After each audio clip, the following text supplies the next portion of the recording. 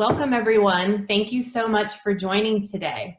My name is Danielle Lazier and I am a real estate agent here in the San Francisco Bay Area since 2002. And although lately my team has been expanding to other parts of the state, which is pretty exciting. Still have people coming on now. Okay, so right now we are obviously in the middle of a global health crisis, and it's causing reverberations into every aspect of our lives. It is, as trite as it is to say, a time of great uncertainty. And so no matter when you're starting the process of thinking to sell your home, it can be confusing, let alone now. So there's a lot of big decisions to be made, and your hopes and dreams are on the line, and a lot of money's on the line too. So you want to make sure that you make the best choices and decisions. In today's webinar, I hope to give you a good overview of the most commonly asked questions and situations. Things like how to find a rental if you want to move out before you sell and put it on the market. How to set up your home to be rented if you want to keep your home as an investment property. What to expect in terms of costs and rental amounts. What to consider in the rent versus sell equation. What to look for in tenants. What to look for in a listing agent. What not to look for. How to declutter and organize your home to prepare it for the move. How to do partial staging. What is partial staging? To continue living in your home while it's on the market. How does full staging work? And what are the most common and most profitable staging fix-ups that you can do for listings? Hopefully we'll also have time for questions, and please feel free to direct message as we go along. So we'll start with the leasing question, rent versus sell. Very often clients, they call me because they say they want to move and they don't know whether they should rent or sell their home. Especially now, this seems to be on people's minds. Things to consider are, how long do you want to keep the property as a rental? Will you lose desirable tax benefits like the homeowner capital gains exclusion? How will you manage the property? Rent and eviction control issues. Do you want to be a landlord in a town and a state that leans heavily towards tenant protection over landlord priorities? How will you get the property back when it's time to sell, knowing that a vacant home is worth a lot more than a tenant-occupied one? Wear and tear to the property and future maintenance. Will the rent cover your expenses? And if not, are you banking on future appreciation? For some people, it is a fabulous idea to keep your home as a rental property. I own rental property and I'm very happy about it. So far, my tenants are continuing to pay rent during the pandemic. This has not been true for others. Yet, the idea of renting comes for some folks more from a fear that they're not going to sell their home for the price they want than it comes from a desire to be a landlord, or that it even makes sense for you long-term financially. So with all of that being said, let me bring on Tracy Ballard of SF City Rents, and I'm going to unmute you now.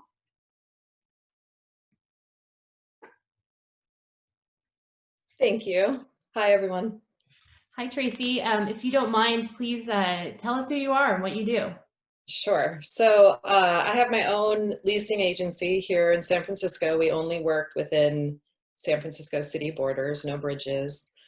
And we have a team of 6 licensed agents that all show properties for us. And we don't manage property, we just lease. Many of our clients are somewhat local. Maybe they're staying in the Bay Area or just staying in the US. And the most critical part of renting is placing the tenant and making sure that you screen them properly. You've got a bulletproof lease. The management after the fact is not so hard, really, even if you're away. So we're kind of in that niche of helping owners or clients who just need help placing that tenant for the best possible rent and get the best lease. Okay. So what would you say things are to consider from your point of view if you're going to become a landlord? So I guess the first thing that comes to mind is the rental income going to cover your mortgage and expenses. In San Francisco, that's often not the case, and I know that's the Bible everywhere else when you're buying investment property. But in San Francisco, we all know it's cheaper to rent than to buy.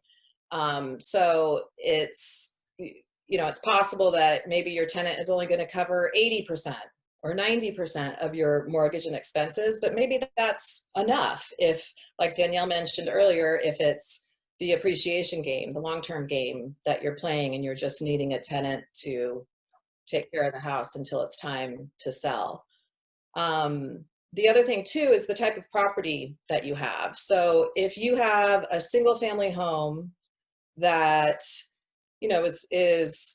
is going to rent for at least $6,000 or more per month, that segment of tenant is top notch. So, in San Francisco, we get really qualified tenants who anywhere else they would just buy something, right?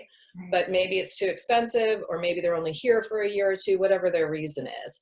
So where you see most of the tenant issues is in the lower segment. So, and by lower segment, I mean like 3,000 and less. That's where you're going to have the people who can't pay rent because of COVID. But then you've got the mid segment between 3 and 6, which is actually pretty good. If you have a condo, maybe a 1 or 2 bedroom condo, maybe that's what it's going to rent for. And those tenants are actually really good too. So that's a consideration. If the rent is pretty high, you're going to get a high quality tenant if your home is also in high quality condition. And you and I have talked about this. How are you seeing the rental market right now? Oh my goodness. It keeps me up at night. It's all over the place. And, you see the headlines. Another headline came out today that the year-over-year rent decline in San Francisco is 11 point something %. So keep in mind, that's an average. So different parts of the city and different types of properties are doing different things, and not all of them are declining. I just signed a lease 2 days ago for a single family home in Westwood Park for 10% more in rent than we got last year. Wow.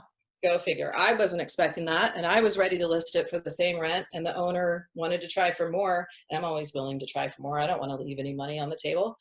Boom, we had 3 applications for 10% more. But then if you go downtown, anywhere where housing is dense, so if you take Van Ness and use Van Ness to kind of divide the city all the way from Fisherman's Wharf or that area, Russian Hill, all the way down to Cesar Chavez, everything on the east side towards the bay, dropping fast. Studios and 1 bedrooms are down 25%. And then 2 and 3 bedrooms are down 10%-ish, 15%. But then as soon as you cross Van Ness to the other side, rents are mostly holding steady. We're seeing some softening in the 1 bedrooms and studios, but barely. We're talking, maybe 5%. And then the 2 bedrooms and on up, they're doing fine. Nothing's changed. The high quality, I rented a 2 bedroom for $5,700 on the Panhandle not too long ago, a couple weeks ago. And again, I think we had 2 applications. So it's really, don't let the headlines dictate your decisions, because I've had a lot of people call also who already have a tenant. They're not even my client, but they've got a tenant in a condo in Noe Valley, and that tenant is asking for a 10% rent reduction. No, you don't give it to them. Let them go look and see what else is available. Right. There's not much. That's good. And so if you're going to keep your place as a rental, we've talked about how staging on the sales side is like a definite return on your investment. What about on the leasing side? What prep do your landlords normally do before you market it? So I love staging. I really love getting listings from sales agents who can't sell it or can't get the price that the owner wants, because then I get it and it's still staged. I have all these beautiful photos. So yes, of course, like it's my listing, they sell. Right. And that's happening a lot more now. But as far as if it's a rental and you're going straight to the rental market, unfortunately, it's usually not worth the money. Maybe we can use the staged photos from when you bought it. But even empty photos work really well. So what we do is once the property is completely prepped, and that means you got fresh paint everywhere, all the repairs are made, there's been a deep cleaning, we send in a professional photographer and they do stills, of course, but also a video walkthrough. And tenants do respond to those vacant unit photos because I think they're used, unlike the sales market or buyers, they're used to seeing vacant units. And ever since a couple of years ago, Airbnb disrupted our short-term rental market, and then the city cracked down on them, and then a bunch of owners decided, okay, well, I can't get a permit from the city for short-term rental, so I'm just going to rent it for 30 days plus at a time. So now those properties are grouped in with the long-term unfurnished, like on Zillow and all the other listing sites, and the tenants get really frustrated when they oh, darn it, that's furnished, and they don't even read anymore to see if it's going to be rented, furnished, or unfurnished. Right. And so sometimes it's helpful. I'll have staged photos, but then I'll go shoot brand new vacant photos and it rents because people might perceive that it's being rented furnished. That makes sense. So where does, let's say you're someone who actually wants to move out and sell and find a rental, where's the best place to find rentals in the city? Because that's tough, right? It's really tough. So there is such thing called a relocation agent. So with leasing, it's not like the sales market where you have agents that work both the buy side and the sell side. Instead, we're all very focused on, like, for example, I only represent landlords. But there are agents who represent tenants, but typically they're meant to help out people who are just moving here and need orientation to the whole city and the neighborhoods and the schools and such, but that's not really what your clients would need. So I would say Zillow and Zumper are probably the two best listing sites, and both of them will let you fill in your criteria and give you an alert when something new comes on. And I notice when I list something new, that is, I mean, this is true, it has been true for years, but when you first list it, that's when you're going to get the most interest. And I can tell that people have these alerts on and have been looking for a while. And so if you're in the market looking for a rental, definitely use those alerts. And when you get one and you see a place that looks good, be the first one there. Even in this market, if it's a quality unit, it's going to go fast. Be the first one there, and don't mess around with the start date. Don't say, oh, I need 30 days. No, start the lease immediately, because that's what the landlord wants, right? And that's going to push you all the way to the front. If somebody else says, oh, I have to give notice at my apartment, but you say, oh, I can start next week, it's going to be you. Okay. So that's my best advice. Similar to sales market, where it's a bit misleading in the headlines, that a large swath of it is still pretty strong, although it's hit or miss. So last question for you is, what is the number one thing to look for when you're screening tenants? Credit. Because when things go south, and I'll say that even with this eviction moratorium and people not paying rent for COVID, I only have one client who's got a tenant who's squatting, and they have an apartment building in the Tenderloin, so it's a Tenderloin studio. Everybody else is paying their rent. I've had about 6 lease breaks. And so the thing is, when things go south like they are now, you want tenants who know and understand and want to protect their credit history. That's the most important thing. And so they'll come to you and say, I know that I have 6 months left on my lease. I can't pay my rent anymore. Will you let me out of it? They're not looking to squat. The tenants that are in the, kind of 3,000 plus category. So you don't really have to worry about those horror stories, but we do in terms of, credit would be number one, eviction history, what their prior landlords say, and then sufficient income. Those are the main things. That's great. So for those of you who are just joining us, I have Tracy Ballard, SF City Rents, who is our leasing specialist here in San Francisco. And tell us how we can find you online. Oh, yes. How to connect. Yeah. So our website is sfcityrents.com. And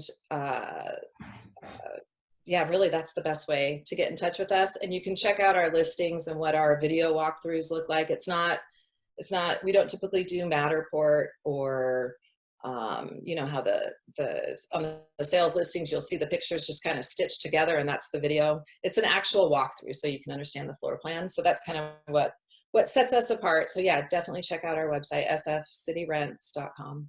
Great. And I would just say that Tracy is the leasing agent that I turn to personally when I need to find a tenant, and have sent many clients to over the years, and have always been really happy with, you know, you're an expert at what you do, but you're also extremely trustworthy and honest and responsive. And it's just nice to get your feedback on when you're picking tenants and going through this process. So thanks for being here today.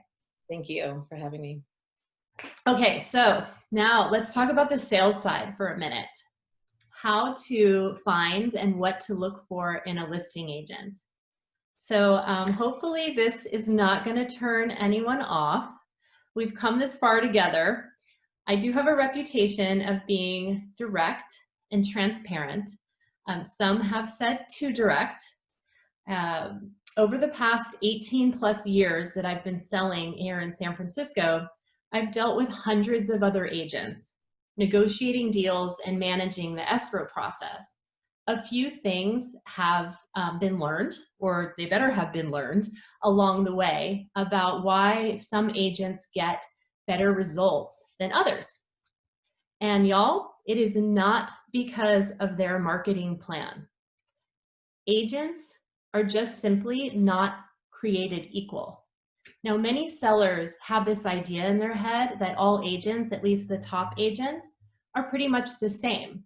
You know, with good reason, because if you interview enough agents, you're going to think that we pretty much do all of the same things.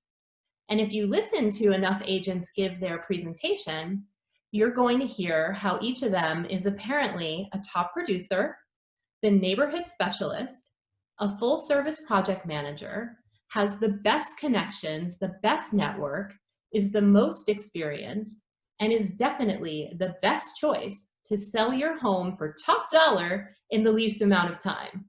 Have you heard that on anyone's slogans or postcards?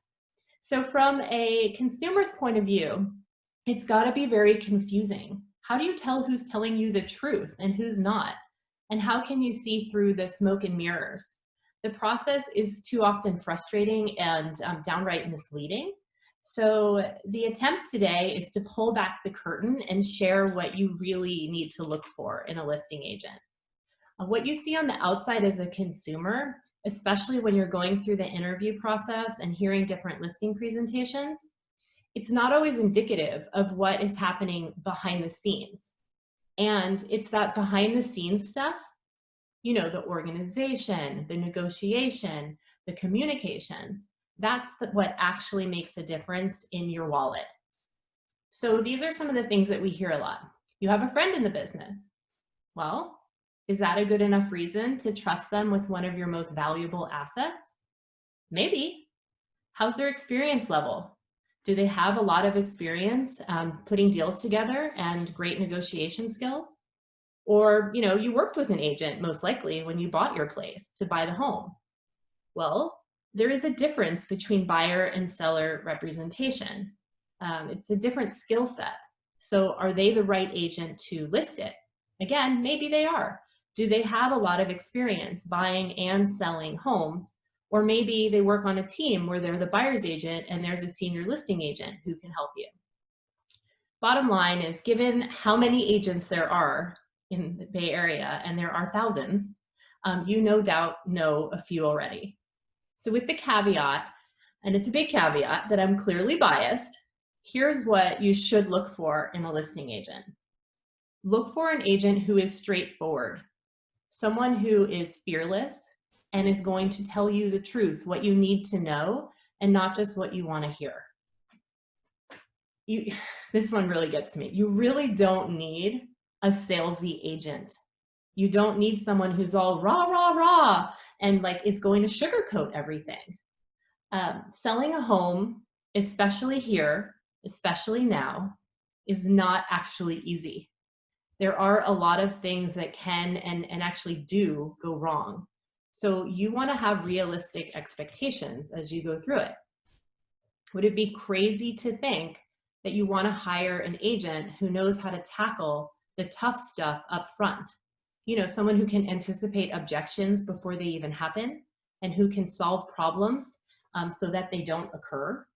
You know, is it crazy to think that you need and want a master negotiator, someone who is focused on negotiations and spends their time improving their craft?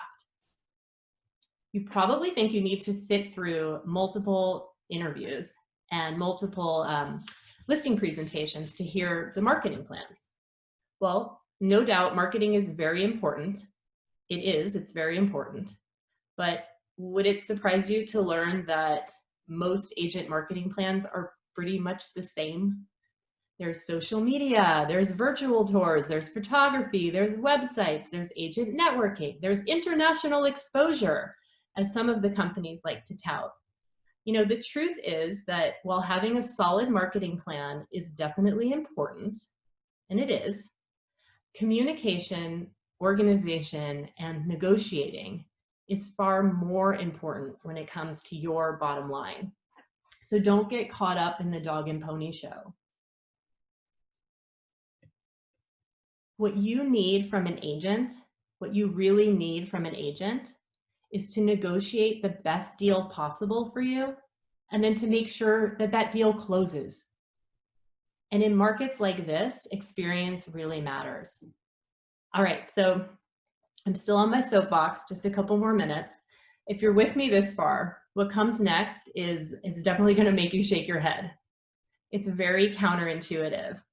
It goes against everything you read online, and you're probably not going to want to believe me. You're going to think this is only about my own self-interest. But one of the most valuable things to consider is the commission. The commission says a lot about who the agent is, how they work, and the results that they produce. Again, you're not going to want to believe me, but you should look for an agent who's expensive, someone who is both full service and full fee. What does that mean? This means someone who charges at least the full 6%. And you're probably wondering, well, why would you do that? Why would you pay any more than you have to when so many top agents are willing to work for less? You know, it probably seems pretty dumb to pay more, because wouldn't paying a lower fee like 5%, for example, mean that you net more money? Well, if I haven't completely lost you by now, here is why. The agent who charges 6, they do this because they're all of the things that I just talked about. They know their value and negotiate hard for every dollar. So does it make sense to you that the agent who does not even negotiate for themselves, they don't even try, they give up before they get to the table? Does it make sense that this agent somehow miraculously turns around and has a completely different approach when it comes to your sales price and your money? It just doesn't work that way. The fee an agent charges, and importantly, how they broach the topic of fee, do they bring it up, or do you have to ask them about it? This is going to be a telltale sign of how comfortable they are dealing with money and negotiating on your behalf. So as cliche as this sounds, you generally do get what you pay for. Now, one last thing. Remember, I work with hundreds of agents doing deals, and I see firsthand how they handle negotiations when you're not looking, how they put together deals for their clients behind the scenes. Most agents are satisfied with good enough results. They don't maximize their client's dollar.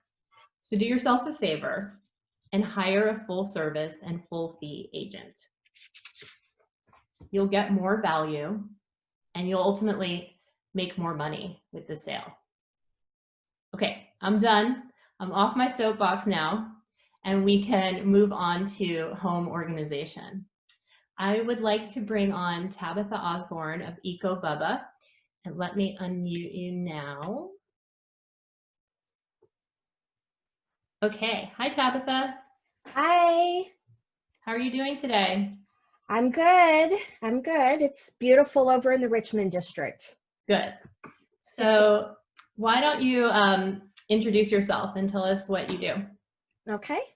Like Danielle said, Tabatha Osborne, owner of ecoBubba, a professional organizing company located in San Francisco, but I do work all over the Bay. I've been in business since 2012. I've done extensive educating in the career. So especially the past couple of months, I've really pounded it out, which has been wonderful. What I do is I assist clients with creating functional spaces through using sustainable and environmental practices. This helps clients to feel more complete and stress-free in their space, and thus allows them to relax and be organized, and so they can see what they have and appreciate and cherish what they have. In saying that, there's a couple of different services that are offered in professional organizing. It's kind of all over the board, and I specialize primarily in the sustainable and environmentally friendly practices to ensure that things are disposed of in an environmentally friendly way. So that being said, And you have a lovely accent. oh, thank you. That's part of the ecoBubba. I am from Arkansas, so I've got the Southern thing going. Is it strong today? No, it's just lovely and charming. Well, thank you. Thank you. So how do you think someone who's moving out of their house, how should they organize and prepare to declutter for a move? Right. So to prepare for a move, I'd say start early. That is the most important. As soon as even if you have, a curiosity about it, start with going through your items. We all accumulate things. We don't know how it's like they multiply on their own. It's strange. But I would highly recommend starting early, reaching out to a professional organizer, and moving companies and listing agents to ensure that you're getting on their calendar, even if it's a tentative date. Mm-hmm. Professional organizers have a tendency, we book out pretty far, just like moving companies, and it can fluctuate, especially what are the peak times of the year. Even during the pandemic, I believe moving is essential. So they've been busy, still working while the rest of us are sheltering home. Okay. I would also say creating a project plan. So making sure that you're not missing any steps that need to be taken. And that is something that a professional organizer can help to create. But once you do that, it's really going to alleviate your stress, because there's so many moving parts when it comes to listing. Yeah. That you want to make sure that you're not missing anything, you're meeting your deadlines, especially if you're moving out of the country or out of the state even. Yeah. The next thing is getting others involved to assist you. So like I said, that's, getting a moving company, professional organizer, listing agent, a rental management company. These people specialize in these areas, and so making sure that you are going to those people. And so, we've talked about how some people like to do this themselves. They don't necessarily think it's worth the money, or they don't think that they're the type of people who could have an organizer. So, as a professional, what do you think are some of the pitfalls of doing it yourself, or is there a hybrid model where you could do some yourself and get some help? What do you see work best? So anybody, it's kind of been said, anybody could use a therapist. Anybody could use a professional organizer. No, we are not. It's a lot like therapy, actually. It can be like it, but we are not licensed for that. So I'll just put that on the plate there.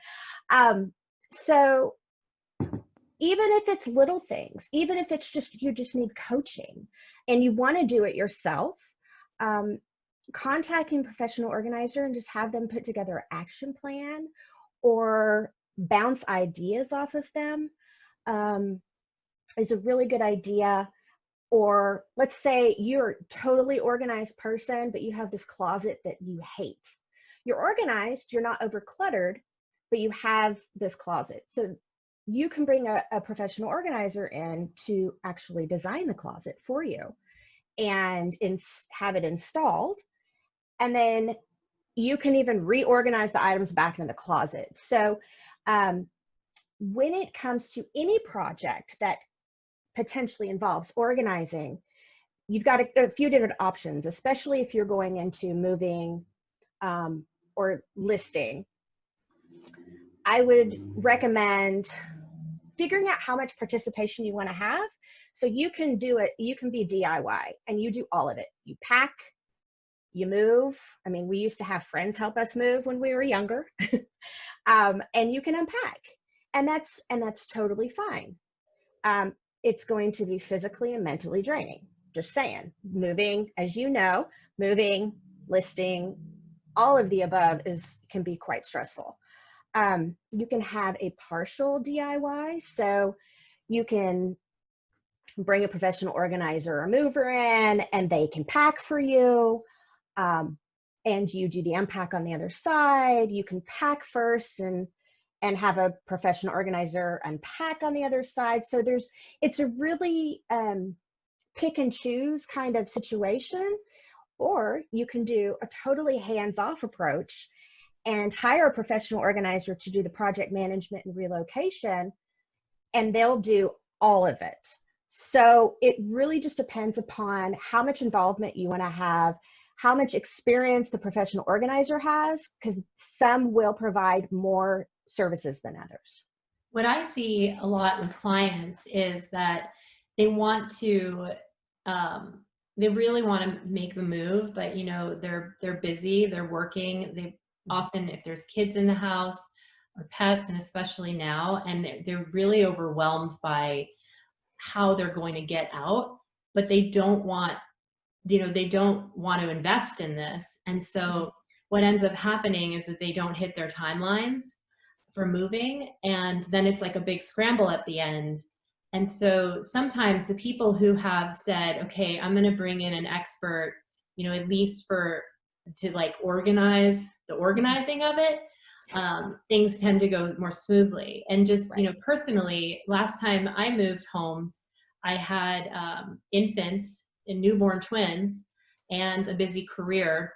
And so I'm someone who believes in delegation too, but you know, you helped me move, and I just so people can see what it could be like I literally packed a weekend bag and then I dealt with the babies, which is, believe me, enough with twin infants.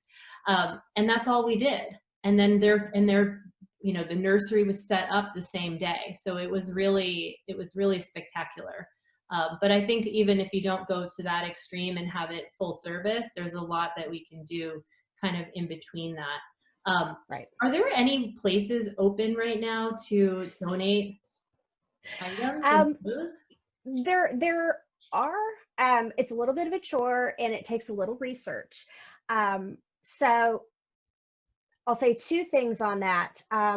So if you do have a professional organizer assist you, whether it's virtually or if it's in person, I would ask them for the resources on who is available and open right now, because it's going to be different depending upon where you are in the Bay or where you are in the country.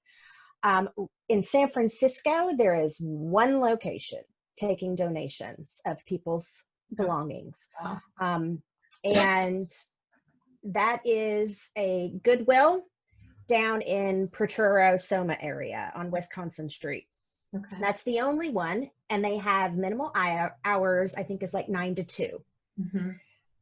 Other than that, Recology is open. If you have e-waste, they take it, especially if you're a in-city resident. Right. You just have to give them your information. Recology, and I believe the Bay Area, East Bay has a couple of places open, but it does take a little bit of research It's tricky to right find now. a location. Too bad. It is Probably a lot of tricky. people would need help. And don't dump. Do not dump your stuff, please. I don't think our audience will do that. So we have talked about another group of people who you work with a lot who benefit from this are adult children who are dealing with like their parents' home. Right. Is that common? Yes, it is. It is quite common. I have quite a few clients I've worked with over the years that has been the case, or it's actually been a friend because they don't have any children. And so in that case, the reason why I have a calling to that particularly is I can understand that it's such an emotional attachment and can be a burden because first of all, they're concerned about their family member, their parent, or their loved one and where they're going to move them to if it's an assisted living.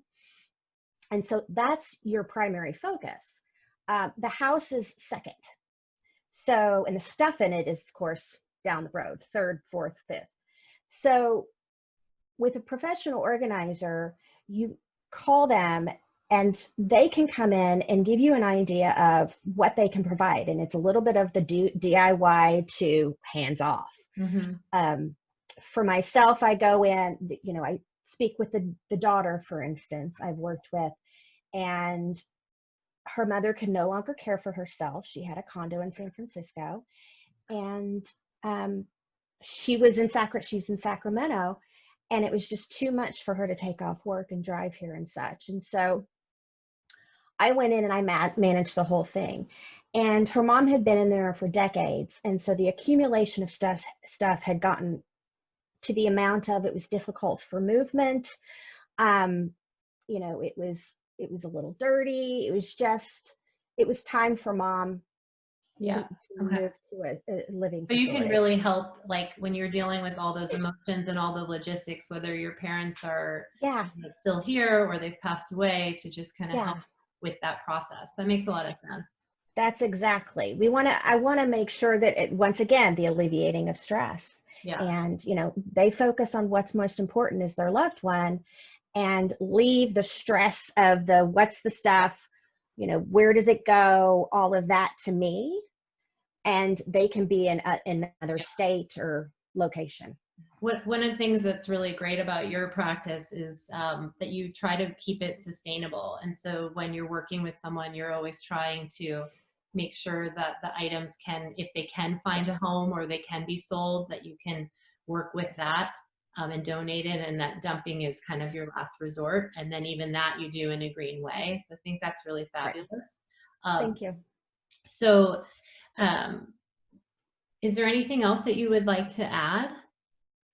I would say don't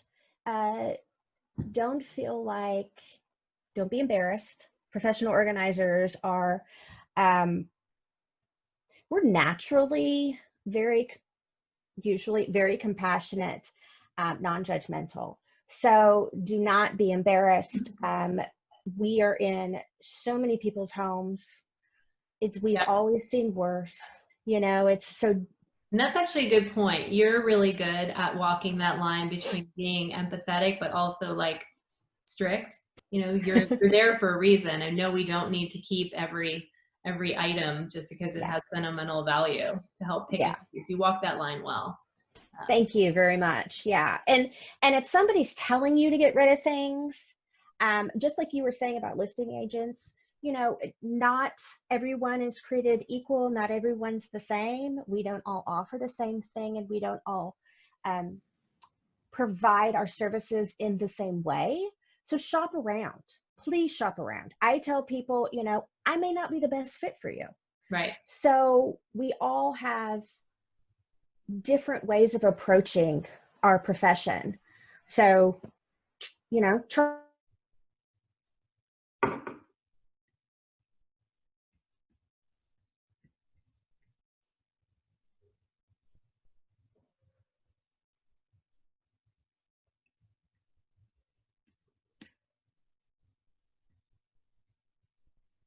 Am I frozen or is it just Tabatha? That's the question. I think your picture's frozen. Okay. Oh, there you are. All right, you're back. Can you hear me? Yes, ma'am. Okay. Sorry about that. Okay, so how can we find you online? I'm on Facebook. My website is ecoBubba. That's ECOBUBBA. Is exactly what you're thinking. .net. And I guess YouTube now. Yeah, after this call. Well, Tabatha, thank you so much. So for those of you who missed the intro, Tabatha Osborne is a professional home organizer who I've worked with personally, and she's worked with a lot of clients. And she can help you make sure that when you do move, you're not taking with you all the extra crap that you didn't want to take the last time you moved. So it is worth the investment to make the process more efficient and less stressful. So thanks so much for being here. Thank you. Last but not least, I think a really interesting topic is staging and home prep. And so I have Wendy Trotter, who is with Trotter Studios, and she is a stager with whom I work all the time. And we even have some clients on in the audience right now.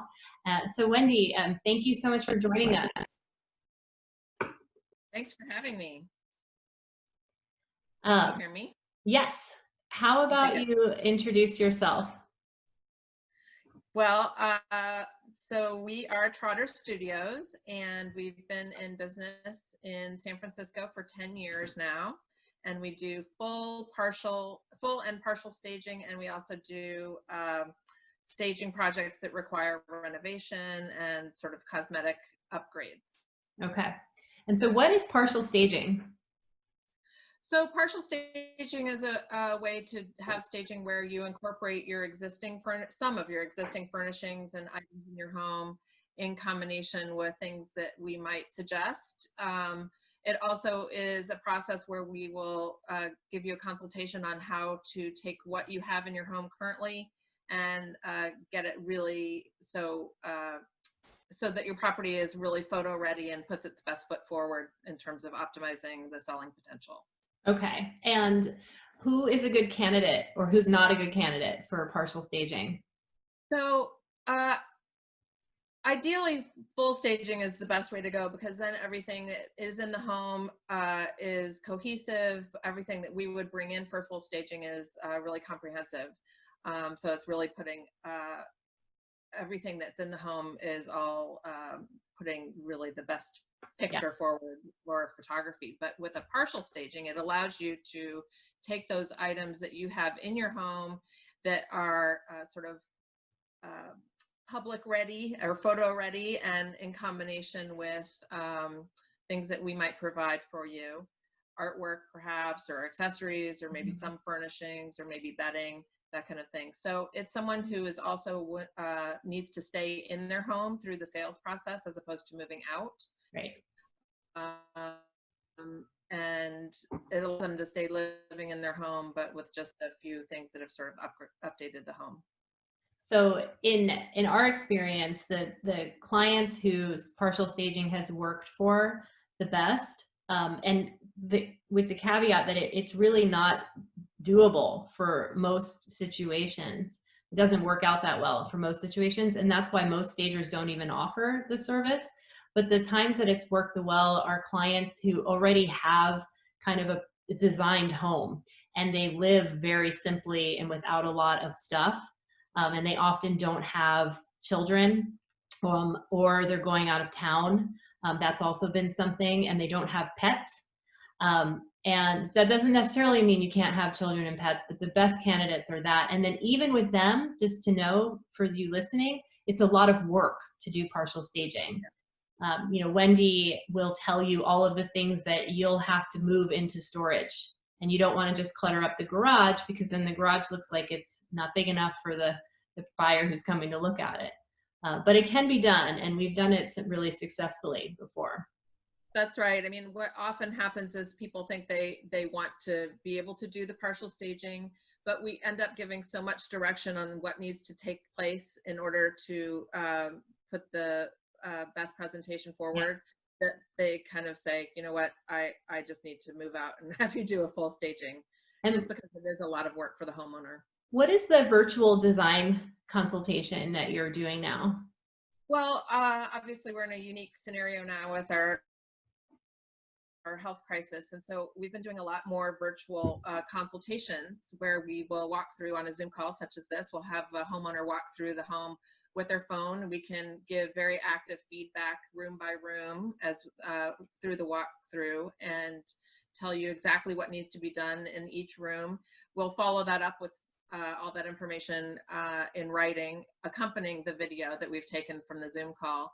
And we can also give you links to things that need to be purchased. For instance, what happens a lot of times is people have turned a second bedroom perhaps into an office, but for showing it, we need to show a bedroom as a bedroom.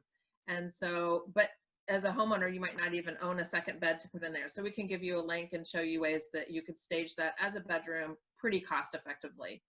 And that's all part of that virtual staging process. And we never even have to come to your home because there's a lot of sensitivities about having other people in your home.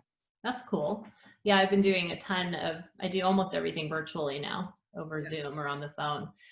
So most listings in San Francisco are staged. What are the most common fix-ups? You know, it's easy when you're thinking about selling and you look at online and you're looking for your own comparable sales. I'll often have clients be like, oh, well, you know, this one's like mine. And it's like, what they're not seeing is the investment that the seller made before it hit the market. So what are the most common things that sellers are doing to fix up their property before it goes on the market? So almost without fail, we're always doing painting, flooring, and lighting upgrades. I would say pretty much every property we do incorporates all three of those. And flooring could be refinishing wood floors or recarpeting, or maybe removing carpet and bringing it back to a wood floor. And replacing some of the light fixtures, that's what you mean? That's right. That's right. And the painting could also include the kitchen cabinets? Yeah, so with painting, a lot of times people say, oh, you know, our painting looks great, we don't really need to do anything. But as soon as you start painting one part of a home, it sort of starts to show up the rest of it. So we end up doing full painting throughout the home, and that often includes the kitchen cabinets. Kitchens are a place where a home can look dated as it stands today. You know, even if it's 5-10 years old, it might look dated, even though it's perfectly fine and functioning. So by painting the cabinets, it really upgrades and updates the kitchen quite well. Sometimes we may need to address changing a kitchen counter if it's an old Formica style counter, for instance, and we can do that too. But really, when we're painting the cabinets, that helps a lot. We often also change out cabinet hardware. Okay. So let's shock everyone. What do you see as the typical range of what a seller is spending?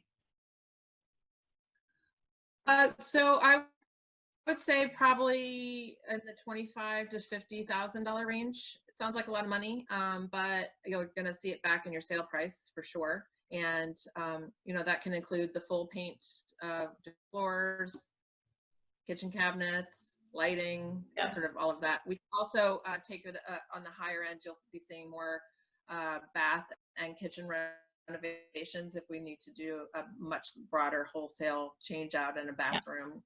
That can be sort of taking it down to the studs, replacing kitchen cabinets altogether. If they're, I mean, sometimes the kitchen cabinets are fine in terms of the style, but they're trashed because there was flooding from the sink or something like that.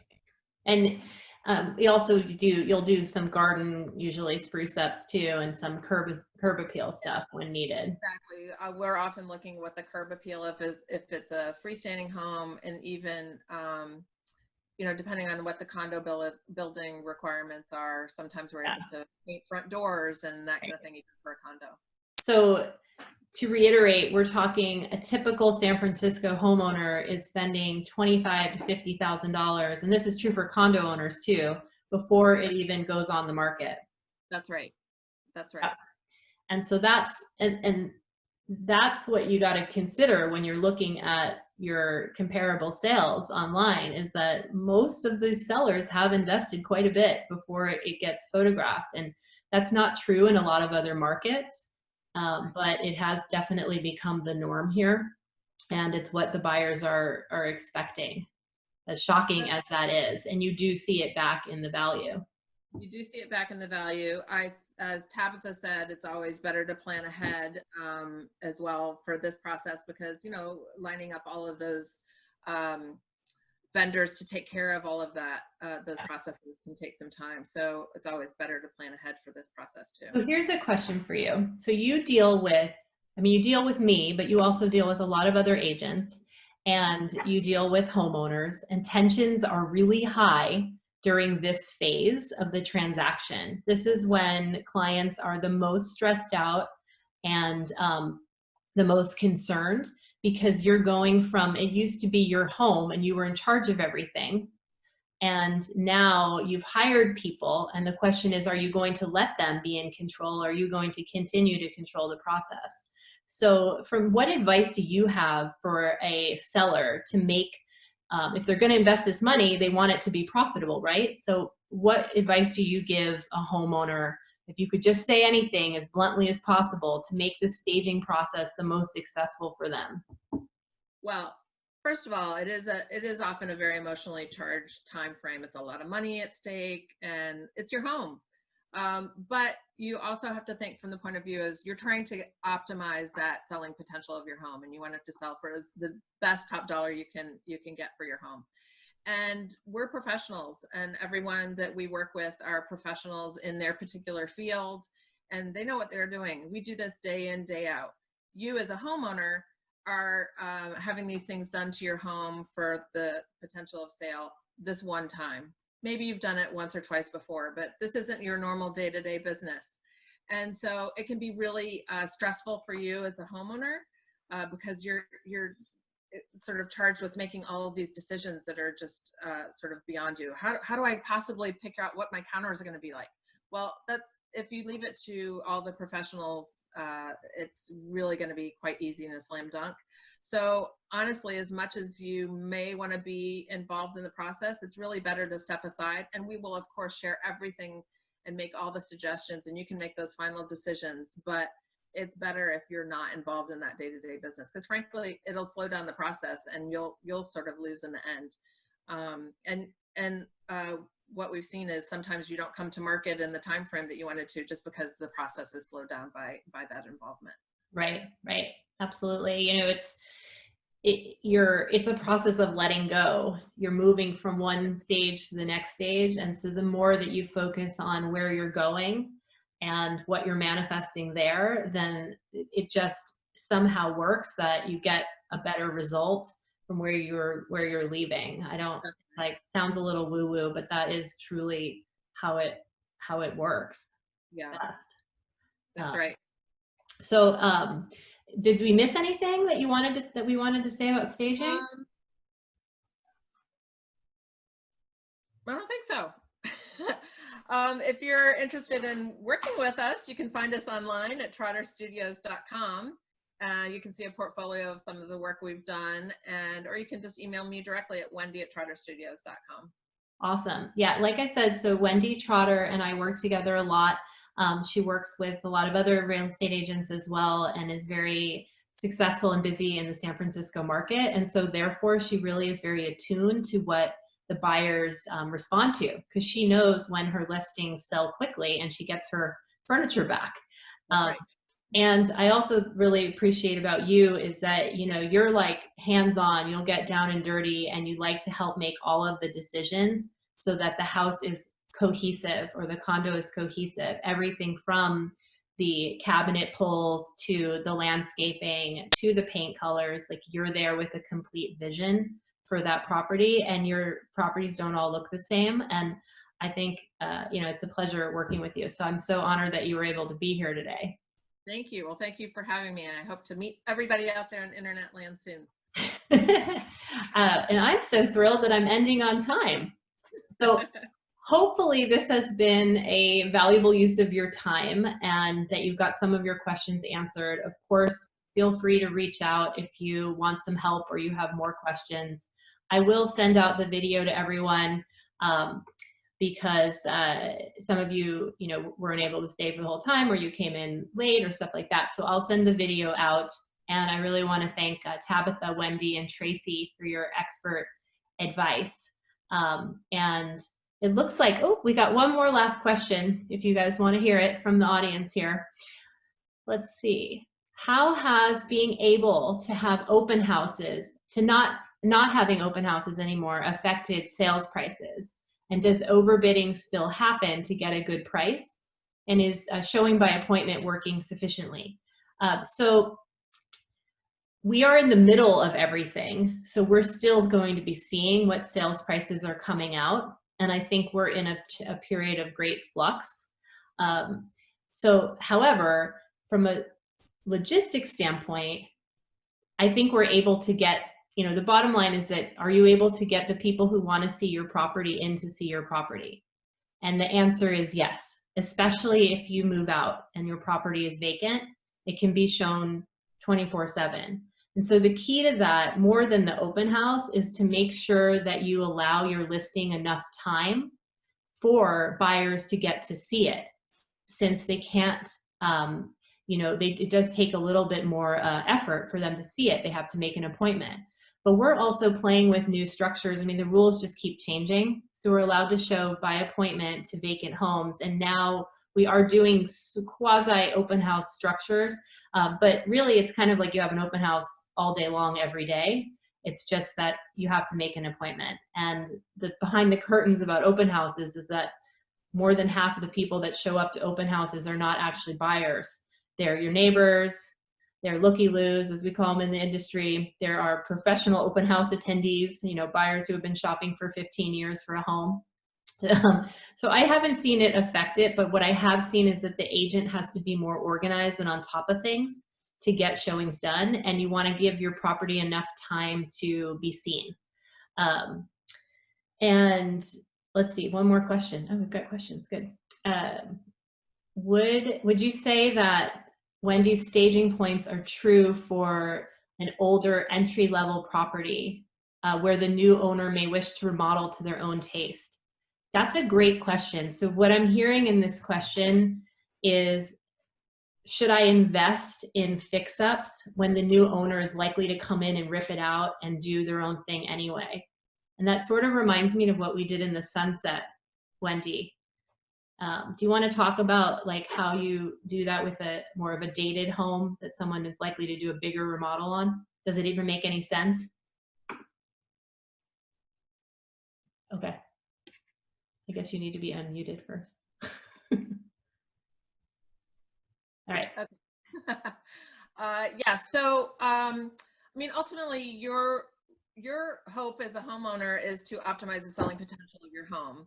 And when we're doing these remodels, we're not doing anything out there that's really crazy and, really, really high design specific that might be polarizing for a potential buyer. Our goal is to do that renovation. Let's say you're renovating a full kitchen or full bath. We're still making it pretty mainstream so that it upgrades the selling potential of your own home, but won't be offensive to the masses. And we're really trying to appeal to as many people as possible. Is it true that someone may want to renovate as soon as they buy the home? Absolutely. But you're going to be seeing the return on your investment that you put into your renovation in the sale price of your home. Yeah, and to clarify, what we're usually doing with sort of the entry-level home, as it were, that is maybe an original condition, is we're doing a cosmetic remodel to the kitchen. We're not gutting the place. It's usually painting the cabinets, new knobs, maybe appliances, maybe a countertop, so that, it's still expensive here, even if it's an entry-level home.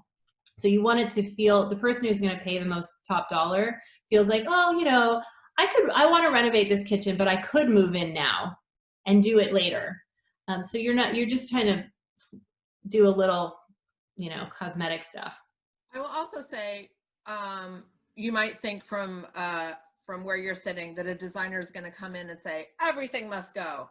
That's not the case at all. I mean, I work really closely with all the agents to say, you know, ideally we should do these things to upgrade the home, but based on who you know the potential buyer demographic to be, is that appropriate? Are those appropriate dollars to be spent to upgrade the home?